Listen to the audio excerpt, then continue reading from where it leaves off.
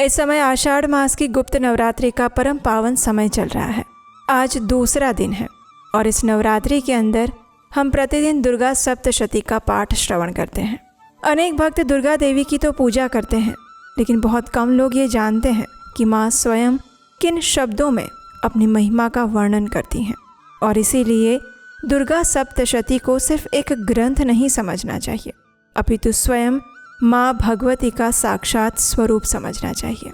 कहते हैं कि जो श्रद्धा से इन दिनों के अंदर दुर्गा सप्तशती पाठ का श्रवण करता है या पठन करता है, उसके जीवन से केवल बाहरी संकट ही नहीं, अपितु मन के भय, संशय और दुर्बलताएं भी धीरे धीरे दूर होने लग जाती हैं।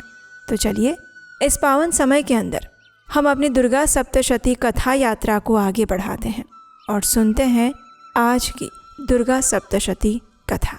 आज की कथा आरंभ करते हैं।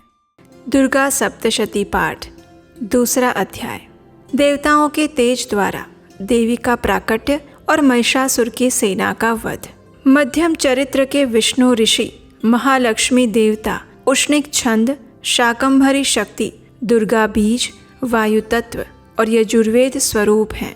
श्री महालक्ष्मी की प्रसन्नता हेतु मध्यम चरित्र के पाठ में इसका विनियोग किया गया है। देवी दुर्गा का ध्यान करते हुए इस प्रकार कहें। मैं कमल के आसन पर बैठी हुई प्रसन्न मुख वाली महिषासुर मर्दिनी भगवती महालक्ष्मी का भजन करती हूँ, जो अपने हाथों में अक्षमाला, फरसा, गदा, बाण, वज्र, पद्म, धनुष, कुंडिका, दंड, शक्ति, खड्ग, ढाल, शंख, घंटा, मधुपात्र, शूल, पाश और चक्र धारण करती हैं। आइए अब कथा का श्रवण करते हैं। ऋषि ने कहा, पूर्व काल में देवताओं और असुरों में 100 वर्षों तक घोर संग्राम हुआ था। उसमें असुरों का स्वामी महिषासुर था और देवताओं के नायक इंद्र थे। उस युद्ध में देवताओं की सेना महाबली असुरों से परास्त हो गई। संपूर्ण देवताओं को जीतने के बाद महिषासुर इंद्र बन गया। तब पराजित देवतागण प्रजापति ब्रह्मा जी को आगे करके उस स्थान पर गए जहां भगवान शिव और विष्णु विराजमान थे। देवताओं ने महिषासुर के पराक्रम तथा अपनी पराजय का यथावत वृतांत उन दोनों देवेश्वरों से कह सुनाया। उन्होंने कहा, हे भगवान, महिषासुर सूर्य, इंद्र, अग्नि, वायु, चंद्रमा, यम, वरुण तथा अन्य देवताओं के भी अधिकार छीनकर स्वयं ही सबका अधिष्ठाता बन बैठा है। उस दुरात्मा महिष ने समस्त देवताओं को स्वर्ग से निकाल दिया है। अब वे मनुष्यों की भांति पृथ्वी पर विचरते हैं। दैत्यों की ये सारी करतूत हमने आप लोगों से कह सुनाई है। अब हम आपकी शरण में आए हैं, कृपया उसके वध का कोई उपाय सोचिए। इस प्रकार देवताओं के वचन सुनकर भगवान विष्णु और शिव जी ने दैत्यों पर बड़ा क्रोध किया। उनकी भौहें तन गई और मुंह टेढ़ा हो गया। तब अत्यंत क्रोधित होते हुए चक्रपाणी श्री विष्णु के मुख से एक महान तेज प्रकट हुआ। उसी प्रकार ब्रह्मा जी और भगवान शिव तथा इंद्र आदि अन्य देवताओं के शरीर से भी बड़ा भारी मात्रा में तेज निकला। वे सब मिलकर एक हो गया। महान तेज का वो पुंज जाज्वल्यमान पर्वत जैसा जान पड़ता था। देवताओं ने देखा, वहां उसकी ज्वालाएं संपूर्ण दिशाओं में व्याप्त हो रही थी।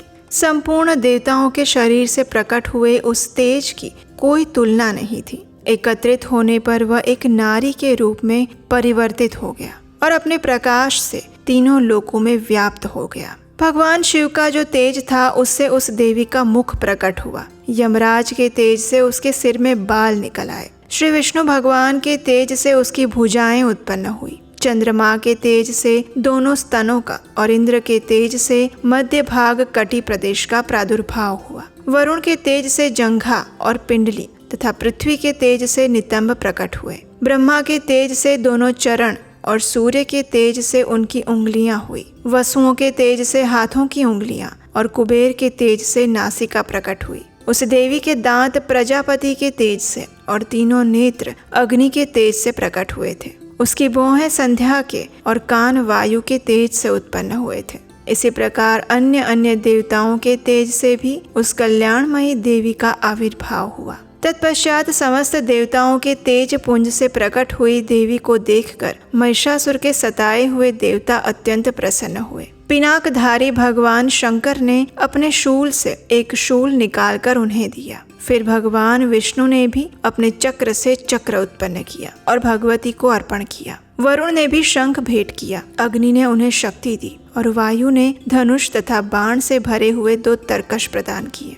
सहस्त्र नेत्रों वाले देवराज इंद्र ने अपने वज्र से वज्र उत्पन्न किया और ऐरावत हाथी से उतारकर एक घंटा भी प्रदान किया। यमराज ने काल दंड से दंड, वरुण ने पाश, प्रजापति ने स्फटिकाक्ष की माला और ब्रह्मा जी ने कमंडलू भेंट किया। सूर्य ने देवी के समस्त रोम कूपों में अपनी किरणों का तेज भर दिया। काल ने उन्हें चमकते हुए ढाल और तलवार दी। क्षीर समुद्र ने उज्ज्वल हार और कभी जीर्ण न होने वाले 2 दिव्य वस्त्र भेंट किए। साथ ही उन्होंने दिव्य चूड़ामणि, 2 कुंडल, कड़े, उज्ज्वल अर्धचंद्र, सब बाहुओं के लिए केयूर, दोनों चरणों के लिए निर्मल नुपुर, गले की सुंदर हंसली और सब उंगलियों में पहनने के लिए रत्नों की बनी अंगूठियां भी दी। विश्वकर्मा ने उन्हें अत्यंत निर्मल फरसा भेंट किया। साथ ही अनेक प्रकार के अस्त्र और अभेद्य कवच दिए। इनके सिवा मस्तक और वक्ष स्थल पर धारण करने के लिए कभी न मुरझाने वाले कमलों की मालाएं दी। जलधि ने उन्हें सुंदर कमल का फूल भेंट किया। हिमालय ने सवारी के लिए सिंह दिया और भांति भांति के रत्न समर्पित किए। धन अध्यक्ष कुबेर ने मधु से भरा हुआ पान पात्र दिया और संपूर्ण नागों के राजा शेष ने, जो इस पृथ्वी को धारण करते हैं, उन्हें बहुमूल्य मणियों से विभूषित नागहार भेंट दिया। इसी प्रकार अन्य देवताओं ने भी आभूषण और अस्त्र शस्त्र देकर देवी का सम्मान किया। तत्पश्चात उन्होंने बारंबार अट्टहास पूर्वक उच्च स्वर से गर्जना की। उनके भयंकर नाद से संपूर्ण आकाश गूंज उठा। देवी का वो अत्यंत उच्च स्वर से किया हुआ सिंहनाद कहीं समा नहीं सका। आकाश उसके सामने लघु लगने लगा। उससे बड़े जोर की प्रतिध्वनि हुई, जिससे संपूर्ण विश्व में हलचल मच गई और समुद्र कांपने लगे, पृथ्वी डोलने लगी और समस्त पर्वत हिलने लगे। उस समय देवताओं ने अत्यंत प्रसन्नता के साथ सिंहवाहिनी भवानी से कहा, हे देवी, आपकी जय हो। साथ ही महर्षियों ने भक्तिभाव से विनम्र होकर उनका स्तवन पाठ किया।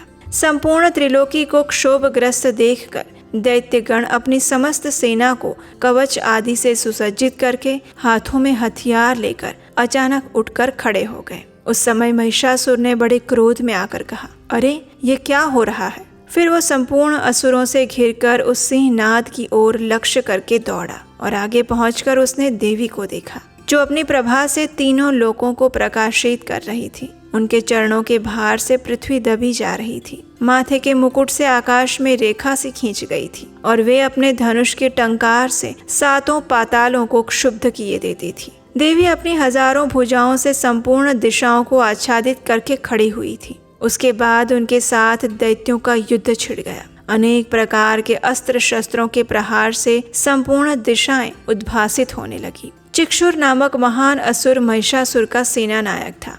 वो देवी के साथ युद्ध करने लगा। अन्य दैत्यों की चतुरंगिणी सेना साथ लेकर चामर भी लड़ने लगा। 60,000 रथियों के साथ आकर उदग्र नामक महादैत्य ने भी लोहा लिया। 1 करोड़ रथियों को साथ लेकर महाहनु नामक दैत्य युद्ध करने लगा, जिसके रोएं तलवार के समान तीखे थे। वो असीलोमा नाम का महादैत्य 5 करोड़ रथी सैनिकों सहित युद्ध में आ पहुंचा। 60 लाख रथियों से घिरा हुआ बाष्कल नामक दैत्य भी उसी युद्ध भूमि में लड़ता रहा। परिवारित नामक राक्षस हाथी सवार और घुड़सवारों के अनेक दलों और 1 करोड़ रथियों की सेना लेकर युद्ध करने लगा। बिडाल नामक दैत्य 5 अरब रथियों से घिरकर लोहा लेने लगा। इनके अतिरिक्त और भी हजारों महादैत्य रथ, हाथी और घोड़ों की सेना साथ लेकर वहां देवी के साथ युद्ध करने लगे। स्वयं महिषासुर उस रणभूमि में कोटि कोटि सहस्त्र रथ, हाथी और घोड़ों की सेना से घिरा हुआ खड़ा था। वे दैत्य देवी के साथ तोमर, भिंदीपाल, शक्ति, मूसल, खड़ग, परशु और पट्टिश आदि अस्त्र शस्त्रों का प्रहार करते हुए युद्ध कर रहे थे।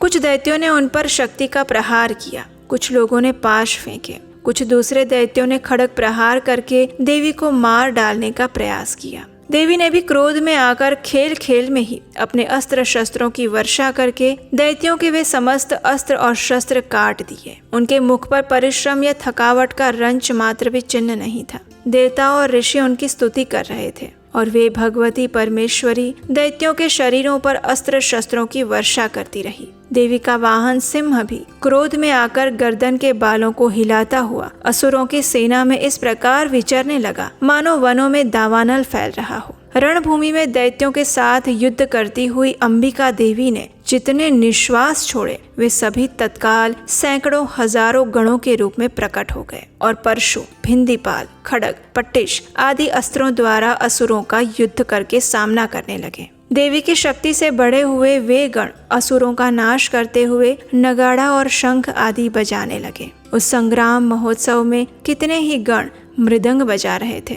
तत्पश्चात देवी ने त्रिशूल से, गदा से, शक्ति की वर्षा से और खड्ग इत्यादि से सैकड़ों महादैत्यों का संहार कर दिया। कितनों को ही घंटे की भयंकर नाद से मूर्छित करके मार गिराया। अनेक दैत्यों को पाश से बांधकर धरती पर घसीटा। कितने ही दैत्य उनकी तीखी तलवार की मार से दो दो टुकड़े बन गए। कितने ही गदा की चोट से घायल होकर धरती पर सो गए। कितने ही मूषल की मार से अत्यंत आहत हो गए और रक्त वमन करने लगे। कुछ दैत्य शूल से छाती फट जाने के कारण पृथ्वी पर ढेर हो चुके थे। उस रणांगण में बाण समूहों की वृष्टि से कितने ही असुरों की कमर टूट गई। बाज की तरह झपटने वाले देव पीड़क दैत्यगण अपने प्राणों से हाथ धोने लगे। किसी की बाहें छिन्न भिन्न हो गई, कितनों की गर्दनें कट गई। कितने ही दैत्यों के मस्तक कटकर गिरने लगे। कुछ लोगों के शरीर मध्य भाग में विदीर्ण हो गए। कितने ही महादैत्य जांघें कट जाने से पृथ्वी पर गिर पड़े। कितनों को ही देवी ने एक बांह, एक पैर और एक नेत्र वाले करके दो टुकड़ों में चीर डाला। कितने ही दैत्य मस्तक कट जाने पर भी गिरकर फिर उठ जाते और केवल धड़ के सहारे अच्छे अच्छे हथियार हाथ में लेकर देवी के साथ युद्ध करने लगते थे। दूसरे कबंध युद्ध के बाजों की लय पर नाचते थे। कितने ही बिना सिर के धड़ हाथों में खड्ग, शक्ति और रिष्टि लिए दौड़ते थे और दूसरे दूसरे महादैत्य ठहरो ठहरो ये कहते हुए देवी को युद्ध के लिए ललकार रहे थे। जहाँ ये घोर संग्राम हुआ था वहाँ की धरती देवी के गिराए हुए रथ, हाथी, घोड़े और असुरों की लाशों से ऐसी लिपट गई थी कि वहाँ चलना फिरना भी असंभव हो गया था। दैत्यों की सेना में हाथी, घोड़े और असुरों के शरीरों से इतनी अधिक मात्रा में रक्तपात हुआ था कि थोड़ी ही देर में वहाँ खून की बड़ी बड़ी नदियां बहने लगी। जगदम्बा ने असुरों की विशाल सेना को क्षण भर में नष्ट कर दिया। ठीक उसी प्रकार जिस प्रकार तृण और काठ के भारी ढेर को अग्नि कुछ ही क्षण में भस्म कर देती है और वो सिंह भी गर्दन के बालों को हिला हिलाकर जोर जोर से गर्जना करता हुआ दैत्यों के शरीर से मानो उनके प्राण चूसने लगा था। वहाँ देवी के गणों ने भी उन महादैत्यों के साथ ऐसा युद्ध किया जिससे आकाश में खड़े हुए देवतागण उन पर बहुत संतुष्ट हुए और उन पर पुष्प वर्षा करने लगे। इस प्रकार श्री मार्कंडेय पुराण में सावर्णिक मनवंतर की कथा के अंतर्गत देवी महात्म्य में महिषासुर की सेना का वध नामक दूसरा अध्याय पूर्ण हुआ। अध्याय 3 सेनापतियों सहित महिषासुर का वध। जगदम्बा के श्री अंगों की कांति उदयकाल के सहस्त्रों सूर्यों के समान है। वे लाल रंग की रेशमी साड़ी पहने हुए हैं। उनके गले में मुंडमाला शोभा पा रही है। दोनों स्तनों पर रक्त चंदन का लेप लगा है। वे अपने कर कमलों में जप मालिका, विद्या और अभय तथा वर नामक मुद्राएं धारण किए हुए हैं। 3 नेत्रों से सुशोभित मुखार विंद की बड़ी शोभा हो रही है। उनके मस्तक पर चंद्रमा के साथ ही रत्नमय मुकुट बंधा है और वे कमल के आसन पर विराजमान हैं। ऐसी देवी को मैं भक्ति पूर्वक प्रणाम करती हूँ।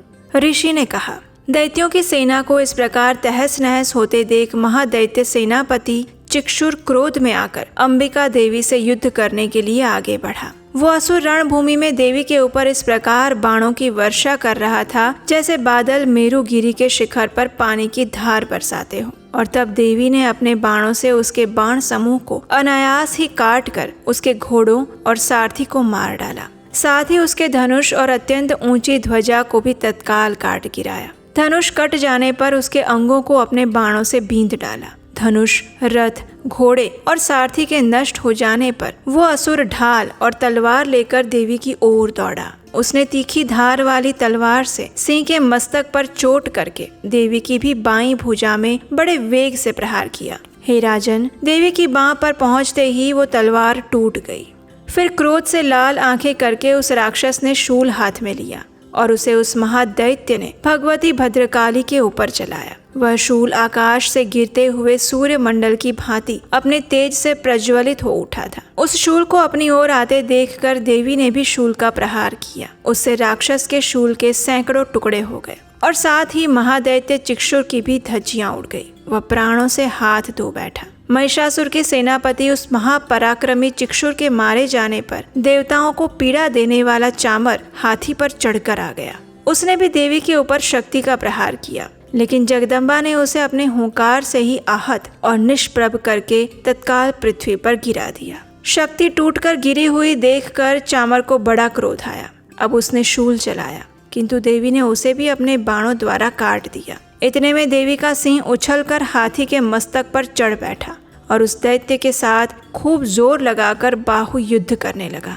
वे दोनों लड़ते लड़ते हाथी से पृथ्वी पर आ गए और अत्यंत क्रोध में भरकर एक दूसरे पर बड़े भयंकर प्रहार करते हुए लड़ने लगे। तत्पश्चात सिंह बड़े वेग से आकाश की ओर उछला और उधर से गिरते समय उसने पंजों की मार से चामर का सिर धड़ से अलग कर दिया। इसी प्रकार उदग्र भी शीला और वृक्ष आदि की मार खाकर रणभूमि में देवी के हाथ से मारा गया और कराल भी दांतों, मुक्कों और थप्पड़ों की चोट से धराशायी हो गया। क्रोध में भरी हुई देवी ने गदा की चोट से उद्धत का संहार किया। भिंदीपाल से बाष्कल को और बाणों से ताम्र तथा अंधक को मौत के घाट उतार दिया। 3 नेत्रों वाली परमेश्वरी ने त्रिशूल से उग्रास्य, उग्रवीर्य और महाहनु नामक दैत्य को मार गिराया। तलवार की चोट से विडाल के मस्तक को काट दिया। दुर्धर और दुर्मुख इन दोनों को भी अपने बाणों से यमलोक भेज दिया। इस प्रकार अपनी सेना का संहार होता देखकर महिषासुर ने भैंसे का रूप धारण करके देवी के गणों को त्रास देना आरंभ किया। किसी को थुथुन से मारकर, किसी के ऊपर खुरों का प्रहार करके, किन्हीं किन्हीं को पूंछ से चोट पहुंचाकर, कुछ को सिंगों से विदीर्ण करके, कुछ गणों को वेग से और कितनों को निश्वास वायु के झोंके से धराशायी कर दिया। इस प्रकार गणों की सेना को गिराकर वो असुर महादेवी के सिंह को मारने के लिए झपटा। इससे जगदम्बा को बड़ा क्रोध आया। उधर महापराक्रमी महिषासुर भी क्रोध में आकर धरती को खुरों से खोदने लगा और अपने सींगों से ऊंचे ऊंचे पर्वतों को उठाकर फेंकने लगा। उसके वेग से चक्कर देने के कारण पृथ्वी क्षुब्ध हो रही थी और फटने लगी थी। उसकी पूंछ से टकराकर समुद्र सभी ओर से धरती को डुबोने लगा था। हिलते हुए सिंगों के आघात से विदीर्ण होकर बादलों के टुकड़े टुकड़े हो गए। उसके श्वास की प्रचंड वायु के वेग से उड़े हुए सैकड़ों पर्वत आकाश से गिरने लगे। इस प्रकार क्रोध में भरे हुए उस महादैत्य को अपनी ओर आता हुआ देखकर चंडिका ने उसका वध करने के लिए महान रोष प्रकट किया। उन्होंने पाश फेंक कर उस महान असुर को बांध लिया। उस महासंग्राम में बंध जाने पर उसने भैंसे का रूप त्याग दिया और वो अब तत्काल सिंह के रूप में प्रकट हो गया। उस अवस्था में जगदम्बा ने ज्यों ही उसका मस्तक काटने के लिए प्रयास किया, उसी समय वो खड्गधारी पुरुष के रूप में आने लगा। तब देवी ने तुरंत ही बाणों की वर्षा करके ढाल और तलवार के साथ उस पुरुष को भी बींध डाला। उतने में ही वो महान गजराज के रूप में परिणित हो गया और अपनी सूंड से देवी के विशाल सिंह को खींचने और गरजने लगा। खींचते समय देवी ने तलवार से उसकी सूंड काट डाली। तब उस महादैत्य ने पुनः भैंसे का शरीर धारण किया और पहले की भांति चराचर प्राणियों सहित तीनों लोकों को व्याकुल करने लगा। तब क्रोध में भरी हुई जगत माता चंडिका बारंबार उत्तम मधु का पान करने और लाल आंखें करके हंसने लगी। उधर वो बल और पराक्रम के मद से उन्मत्त हुआ राक्षस गर्जना करने लगा। अपने सिंगों से चंडी के ऊपर पर्वतों को फेंकने लगा। उस समय देवी अपने बाणों के समूहों से उसके फेंके हुए पर्वतों को चूर्ण करती हुई बोली और बोलते समय उनका मुख मधु के मद से लाल हो रहा था। देवी ने कहा, अरे ओ मूढ़, मैं जब तक मधु पीती हूँ तब तक तू क्षण भर के लिए खूब गर्जना कर ले। मेरे हाथ से यहीं तेरी मृत्यु हो जाने पर अब शीघ्र ही देवता भी गर्जना करेंगे। इस प्रकार कहकर देवी उछली और उस महादैत्य के ऊपर चढ़ गई। फिर अपने पैर से उसे दबाकर उन्होंने शूल से उसके कंठ में आघात किया। उनके पैर से दबा होने पर भी महिषासुर अपने मुख से अभी आधे शरीर से ही वो बाहर निकल नहीं पाया था कि देवी ने अपने प्रभाव से उसे रोक दिया। आधा निकला होने पर भी वो महादैत्य देवी से युद्ध करने लगा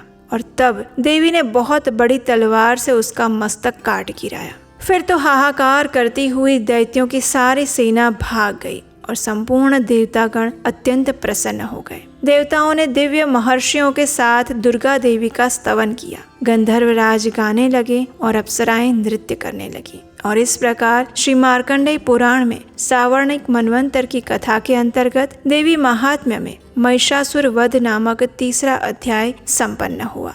अगर मैं आपसे कहूँ कि आप अपने बच्चे को सबसे पहला गिफ्ट क्या देना चाहेंगे? एक्सपेंसिव टॉयज, अच्छा एजुकेशन, या फिर एक पीसफुल बिगिनिंग? क्योंकि ये सारी चीज़ें हम पैसों से खरीद सकते हैं, लेकिन उसका भविष्य पैसों से नहीं खरीदा जा सकता। और उसके भविष्य की शुरुआत होती है उसके गर्भ में आने से। यस, बेबी की जर्नी उसके बर्थ से नहीं, उसके गर्भ में आने से पहले शुरू होती है। और उसी को कहते हैं गर्भ विज्ञान, जो कि हमारे वैदिक कल्चर का एक अनमोल मोती है।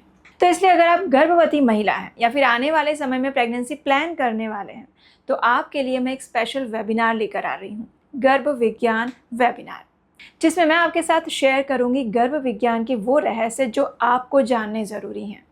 नीचे डिस्क्रिप्शन बॉक्स में उसका लिंक दिया गया है, अभी जाकर रजिस्टर करें।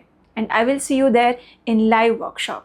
लेकिन हाँ, आइएगा तभी जब आप इसके लिए सीरियस हो। सी यू देयर। तो ये थी आज की नवरात्रि के दूसरे दिन दुर्गा सप्तशती पाठ के दूसरे और तीसरे अध्याय की कथा। हमें आशा है कि ये कथा आपको अच्छी लगी होगी। और अब हम आपसे मिलेंगे इसी कथा श्रृंखला के अगले अध्याय के साथ बहुत जल्द। हरे कृष्णा।